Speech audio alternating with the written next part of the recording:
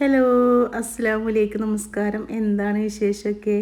അപ്പോൾ ഇന്ന് ഞാൻ വന്നിരിക്കുന്ന ഒരു മുട്ടക്കറി ആയിട്ടാണ്. തേങ്ങയൊക്കെ വറുത്തരച്ചിട്ടുള്ള ഒരു മുട്ടക്കറിയാണ്. അതിനായിട്ട് ഞാനിവിടെ 2 സബോള എടുത്തിട്ടുണ്ട്. അപ്പോൾ ചെറുതായി മുറിച്ച് വെച്ചിട്ടുണ്ട്. പിന്നെ അതാ ഒരു വലിയ തക്കാളിയാണ് കേട്ടോ. അപ്പോൾ അത് മുറിച്ച് വെച്ചിട്ടുണ്ട്. ഈ ഇഞ്ചി വെളുത്തുള്ളി അത് ചതച്ചതും പിന്നെ പച്ചമുളകും കറിവേപ്പിൻ്റെ ഇല. അപ്പോൾ ഇത്രയൊക്കെ മതിയിട്ട് അതിന് വേണ്ടിയിട്ട്. പിന്നെ നമ്മൾ സാധാരണ എടുക്കുന്ന പൊടികൾ വേണം. അപ്പോൾ നമുക്ക് ആദ്യം നാളികേരം അരക്കാനുള്ളത് എടുക്കുക. ഇനി ഇതിലേക്ക് ഇതാ കുറച്ച് പെരിഞ്ജീരകം ഇട്ട് കൊടുത്തിട്ടുണ്ട്. വലിയ ജീരകം ഉണ്ടല്ലോ, അപ്പോൾ അത് ഇട്ട് കൊടുത്തിട്ടുണ്ട്. 2 ചെറുള്ളി അത് ഇട്ട് കൊടുത്തിട്ടുണ്ട്. ഈ ചെറിയൊരു പീസ് പട്ട, പിന്നെ വേണ്ടത് നമുക്ക് കോഴിമുട്ട. അപ്പോൾ അതും കൂടി അവിടെ മാറ്റി വെച്ചിട്ടുണ്ട്. അപ്പോൾ ഇനി നമുക്ക് ആദ്യം നാളികേരം ഒന്ന് വറുത്തെടുക്കുക. ഇതിലാകെ ബുദ്ധിമുട്ടി തേങ്ങ ഒന്ന് വറുത്തെടുക്കണം, അത്രയേ ഉള്ളൂ കേട്ടോ. ബാക്കിയെല്ലാം നമുക്ക് എളുപ്പത്തിൽ ചെയ്യാവുന്നതാണ്. അപ്പോൾ അത് കുറച്ച് വെളിച്ചെണ്ണ ഒഴിച്ച് കൊടുത്തിട്ടുണ്ട്. വെളിച്ചെണ്ണ ഒഴിച്ച് കൊടുത്തിട്ട് നാളികേരം വറുത്തെടുക്കുമ്പോൾ നല്ലൊരു മണമാണില്ലേ, എനിക്കിഷ്ടമാണ് കേട്ടോ ഒരു മണം. അത് കാരണം ഞാൻ വെളിച്ചെണ്ണ ഒഴിച്ചിട്ട് തന്നെയാണ് നാളികേരം വറുത്തെടുക്കാറുള്ളത്. അപ്പോൾ കുറച്ച് വെളിച്ചെണ്ണ ഒഴിച്ച് കൊടുത്തു. ഇനി ഇതാ നാളികേരവും പിന്നെ ആ ഒരു ഉള്ളിയും പട്ടിയും പിന്നെ പെരിഞ്ജീരകവും അതെല്ലാം കൂടി ഒന്ന് ചെറുതായിട്ട് മുരിഞ്ഞ് വരുന്ന സമയത്ത് കുറച്ച് മഞ്ഞൾപ്പൊടി ഇട്ട് കൊടുക്കുന്നുണ്ട്.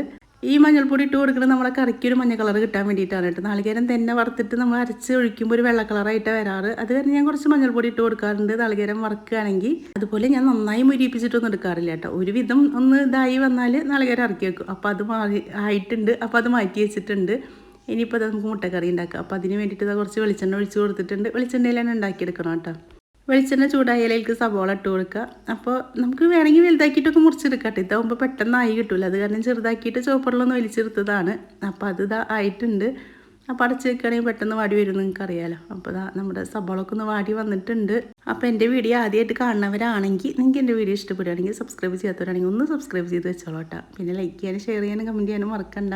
അപ്പോൾ അതാ ഇതിലേക്ക് തക്കാളി ഇട്ട് കൊടുക്കുക. സബോളൊക്കെ ഒന്ന് വാടി വന്നപ്പോൾ നമ്മൾ ഒരു തക്കാളിയാണ് ഇട്ട് എടുത്തേക്കുന്നത്. കുറച്ച് വലിയ തക്കാളി ആയിരുന്നു. ചെറുതൊക്കെയാണെങ്കിൽ നിങ്ങൾ 2 എടുത്തോളോ. വലുതായതുകൊണ്ടാണ് ഞാൻ 1 എടുത്തത്. അപ്പോൾ അതും കൂടി ഇട്ട് കൊടുത്തിട്ടുണ്ട്.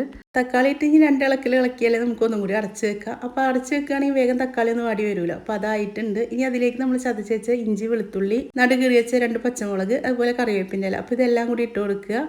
ഇനി ആ ഒരു ഇതിൻ്റെ ഒരു പച്ചമണം ഉണ്ടല്ലോ, ഇഞ്ചി വെളുത്തുള്ളിയുടെ ആ ഒരു മണം പോകണ വരെ നന്നായിട്ടൊന്ന് ഇളക്കി കൊടുക്കണം.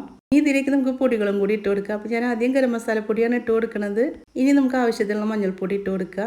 ഇനി എരിവിന് ആവശ്യമുള്ള മുളക് പൊടി ഇട്ട് കൊടുക്കുക. മുളക് പൊടി തന്നെയാണ് ഇട്ട് കൊടുത്തേക്കുന്നത്, കാശ്മീരി ചില്ലി ഒന്നല്ല. ഇനി മല്ലിപ്പൊടി ഇട്ട് കൊടുക്കുക. അപ്പോൾ ഇതിൻ്റെ അളവൊന്നും പറയാത്തത്, നിങ്ങൾക്ക് ഇപ്പോൾ എത്ര മുട്ട വെച്ചിട്ട് കറി ഉണ്ടാക്കുന്നത് എനിക്ക് അറിയില്ലല്ലോ. ഞാനിവിടെ 4 മുട്ട വെച്ചിട്ടാണ് ഉണ്ടാക്കിയെടുക്കുന്നത്. അപ്പോൾ അതിനാവശ്യമുള്ളതാണ് ഇട്ട് കൊടുത്തേക്കുന്നത്.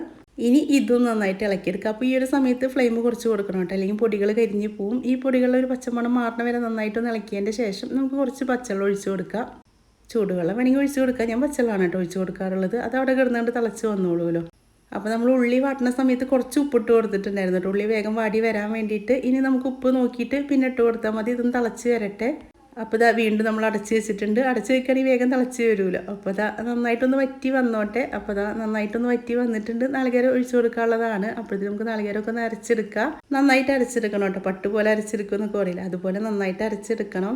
ഇനി ഇത് നന്നായിട്ടൊന്ന് ഇളക്കി കൊടുക്കുക. അപ്പോൾ ഈ ഒരു കറി ഉണ്ടാക്കാൻ പഠിപ്പിച്ചത് എൻ്റെ ഉമ്മയാണ് കേട്ടോ. ഉമ്മ സ്ഥിരമായിട്ട് ഉണ്ടാക്കുന്നതാണ്. ഇതിന് ഉമ്മക്ക് കുറച്ച് കഥകൾ പറയാനുണ്ട്, ഞാൻ ലാസ്റ്റ് പറഞ്ഞുതരാം കേട്ടോ. അപ്പോൾ അതാ അതൊക്കെ വറ്റി വന്നപ്പോൾ നമ്മൾ അരച്ച് വെച്ച തേങ്ങയും കൂടി ഒഴിച്ച് കൊടുത്തിട്ടുണ്ട്. ഇനി മിക്സിയുടെ ജാറൊന്ന് കറക്കിയിട്ട് അതിൽ കുറച്ചും കൂടി വെള്ളം ഒഴിച്ച് കൊടുക്കുകയാണെങ്കിൽ നമുക്ക് ചാറായിട്ടാണ്. അപ്പോൾ എത്രത്തോളം ചാറ് വേണം അതിനനുസരിച്ചിട്ട് ഉണ്ടാക്കിയെടുക്കുക. അപ്പോൾ എനിക്കിവിടെ കുറച്ച് ഗ്രേവി മതി, ഞാനിങ്ങനെ വറ്റിച്ചിട്ടാണ് എടുക്കുന്നത്. നിങ്ങൾക്ക് ചാറ് കൊടുക്കണ വേണമെങ്കിൽ ഇത് കുറച്ചും കൂടി വെള്ളം ഒഴിച്ചാൽ മതി കേട്ടോ. നാളികേരം അരക്കുമ്പോൾ കുറച്ചും കൂടി വെള്ളത്തോടക്കനെ അരച്ചെടുത്താൽ മതി. അപ്പോൾ ഇനിയിപ്പോൾ ഇതിലേക്കുള്ള ഉപ്പും കൂടി ഇട്ട് കൊടുത്തിട്ടുണ്ട്. ഇനി ഇത് നന്നായിട്ടൊന്ന് തിളച്ച് വരട്ടെ. നന്നായി തിളച്ചതിൻ്റെ ശേഷം ഓരോ കോഴിമുട്ട അതുപോലെ പൊട്ടിച്ചിട്ട് നമുക്ക് കണ്ട് ഒഴിച്ചു കൊടുക്കാം. ഇതുപോലെ പാത്രത്തിലാക്കിയിട്ട് ഒഴിക്കണമെന്നൊന്നും ഇല്ല കേട്ടോ. ഞാനത് നിങ്ങൾക്ക് കാണിച്ചു തരാൻ വേണ്ടിയിട്ട് അങ്ങനെ ഒഴിച്ചതാണ്. നമുക്ക് നേരെ ഒഴിച്ചു കൊടുത്താലും അത് ശരിയായിട്ട് തന്നെ കിട്ടും. അപ്പോൾ ഇങ്ങനെ മുട്ടക്കറി ഉണ്ടാക്കുമ്പോൾ ഈ ഒരു മുട്ടയിലേക്ക് അതിൻ്റെ എരിവും പിന്നെ ആ ഒരു ഉപ്പും എല്ലാം കൂടി, പുളി എന്ന് പറയാൻ പോയതാണ്, നമ്മൾ പുളി ഒഴിച്ചിട്ടില്ലല്ലോ. അപ്പോൾ ഇനി അങ്ങനെ പറഞ്ഞിട്ട് കാര്യമില്ല. അപ്പോൾ അതിൻ്റെ എരിവും പിന്നെ ഉപ്പും എല്ലാ മസാലകളും പിടിച്ചിട്ട് നല്ല ടേസ്റ്റാണ് കേട്ടോ ഇങ്ങനത്തെ ഒരു മുട്ടക്കറി കഴിക്കാൻ വേണ്ടിയിട്ട്. ഇനിയിപ്പോൾ ഇതിൻ്റെ കൂടെ കഴിക്കാൻ വേറെ ഒന്നും വേണ്ട, മുട്ട മാത്രം എടുത്ത് കഴിച്ചാൽ മതി. അത്രയും എനിക്ക് നല്ല ഇഷ്ടമാണ് കേട്ടോ ഇങ്ങനെ മുട്ടക്കറി ഉണ്ടാക്കിയാൽ. അപ്പോൾ ഈ ഒരു 5-6 മിനിറ്റ് ഒന്ന് അടച്ച് വെക്കുക. അടച്ച് വെക്കുമ്പോൾ കണ്ടില്ല ആയിട്ടുണ്ടാവും. ഇനി ചെറുതാക്കിയിട്ടൊന്ന് ഇങ്ങനെ നീക്കി കൊടുക്കുക. നമുക്ക് ഓരോ മുട്ടായിട്ട് ഇങ്ങോട്ട് കിട്ടാൻ വേണ്ടിയിട്ടാണ്, അല്ലാതെ കുത്തി കളക്കരുത് കേട്ടോ. അപ്പോൾ ഞാൻ പറഞ്ഞ കഥ ഇതാണ്. ഉമ്മയുടെ കല്യാണം കഴിഞ്ഞ സമയത്ത് വലിയമ്മ കോഴിമുട്ട കൊടുന്നു കൊടുത്തിട്ട് ഇതുപോലെ കറി വെക്കാൻ പറഞ്ഞു. ഇത്രയും ഉമ്മക്ക് അറിയില്ലല്ലോ. ഉമ്മ അന്നൊക്കെ മൺചട്ടിയിലൊക്കെ അല്ലേ കറി ഉണ്ടാക്കുക. അതും അമ്മിയിൽ ഉമ്മ തേങ്ങൊക്കെ വറുത്തരച്ച് കറിയൊക്കെ വെച്ച് ഇതുപോലെ ചട്ടിയിൽ കണ്ട് ഒഴിച്ച സമയത്ത് ഉമ്മാട് കയ്യിലിട്ടിട്ടാണ്ട് ഇളക്കിയിത്രേ. ഇളക്കുക മാത്രമല്ല അത് അടി പിടിക്കുകയും ചെയ്യുമല്ലോ. ആ കറിയാണെങ്കിൽ ആകെ അടി പിടിച്ച് മണക്ക വന്നിട്ട് ആകെ കൊളാവുകയും ചെയ്തിത്രേ. പിന്നെ അതിൻ്റെ ശേഷം എപ്പം മുട്ടക്കറി ഉണ്ടാക്കുകയാണെങ്കിലും ഉമ്മക്ക് അതാ ഓർമ്മ വരികയാണ്. പിന്നെ വല്യമ്മ പാവായതുകൊണ്ട് അന്നൊന്നും പറഞ്ഞില്ല. ഇനി ഇതിന് മീതെ കുറച്ച് മല്ലിയിലയും കൂടി ഇട്ടിട്ട് ഇതുപോലെ മുട്ട എടുക്കണേ. നമ്മുടെ മുട്ടക്കറി റെഡിയായി വന്നിട്ടുണ്ട്. അപ്പോൾ ഇങ്ങനെ ഉണ്ടാക്കാത്തവരൊന്നും ഉണ്ടാക്കി നോക്കി കേട്ടോ. വളരെ എളുപ്പത്തിൽ നമുക്ക് ഉണ്ടാക്കാൻ പറ്റൂല. നാളികേരം ഒന്ന് വറുത്തരക്കണ ആ ഒരു സമയമല്ലേ പോവുള്ളൂ.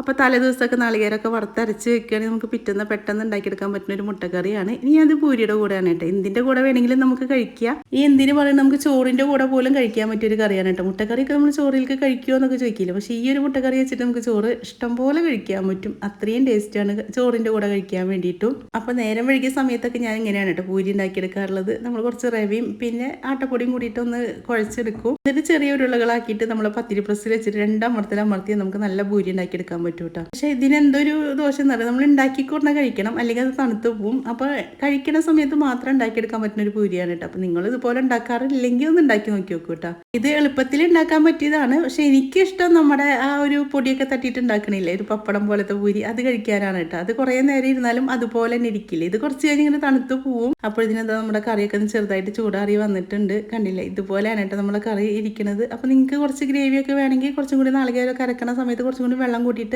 അടിച്ചെടുത്താൽ മതി.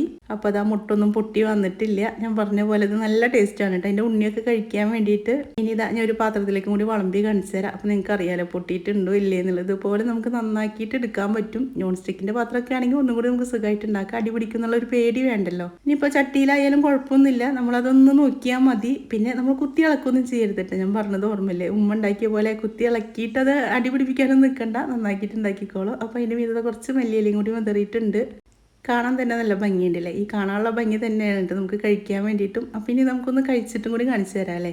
അപ്പോൾ എന്തായാലും ഉണ്ടാക്കി പോയതല്ലേ, അപ്പോൾ ഒന്ന് നിങ്ങളതിനൊന്ന് പൊട്ടിച്ച് കാണിച്ചൊന്ന് ഒന്ന് കൊതിപ്പിച്ച് പോയാലൊരു സമാധാനമല്ലേ. അപ്പോൾ ഇതുപോലെയാണ് കേട്ടോ നമുക്ക് കിട്ടുക. അപ്പോൾ വീഡിയോ ഇഷ്ടപ്പെട്ടാലും ഇല്ലെങ്കിലും പറയണേ. അപ്പോൾ ഇൻഷാ അല്ലാഹ് ഇനി നല്ലൊരു വീഡിയോ ആയിട്ട് നമുക്ക് അടുത്ത ദിവസം കാണാം.